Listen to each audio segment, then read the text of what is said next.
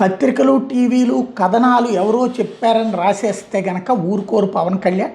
తాజాగా ఈటీవీకి నేరుగా ఇచ్చినటువంటి ఒక వార్నింగ్ అనేకంటే కూడా నాగేశ్వర్ తరహాలో కాకుండా కాస్త సోషల్ మీడియా వేదికగా ఇచ్చారు. అల్లూరు సీతారామరాజు జిల్లా పెదపాడు గ్రామంలో జరుగుతున్న రోడ్డు పనుల మీద ఈటీవీ న్యూస్ ఛానల్లో నిన్నటి రోజున 21/5/2026 ఒక కథనం ప్రసారమైంది. ఈ కథనంలో ప్రస్తావించిన అంశాల మీద క్షేత్రస్థాయిలో పూర్తి విచారణ జరిపిన తర్వాత ఆ కథనంలో వచ్చిన విషయాలన్నీ పూర్తిగా అవాస్తవమని, అందులో ఎట్లాంటి నిజం లేదని తేలింది.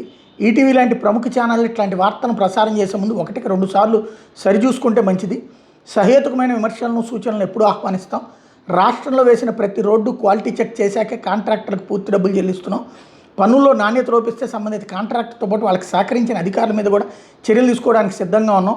రోడ్డు వేసేటప్పుడు అది నాణ్యంగా ఉండేలా చూసుకోవాల్సిన బాధ్యత ప్రభుత్వంతో పాటు ప్రజలపై కూడా ఉంది. రోడ్డు పనుల మీద ప్రజలిచ్చే ఫిర్యాదుల మీద స్పందించడానికి మేము ఎల్లప్పుడూ సిద్ధంగా ఉంటాం. ప్రభుత్వ కార్యక్రమాలు, అభివృద్ధి పనులకు సంబంధించిన వార్తలను ప్రసారం చేసే ముందు సంబంధిత శాఖల అధికారులను సంప్రదించి వాస్తవాలను పునఃపరిశీలన చేసుకోవాలని మీడియా సంస్థలకు విజ్ఞప్తి చేస్తున్నామంటూ పవన్ కళ్యాణ్ కార్యాలయం నుంచి స్టేట్మెంట్ అన్నమాట.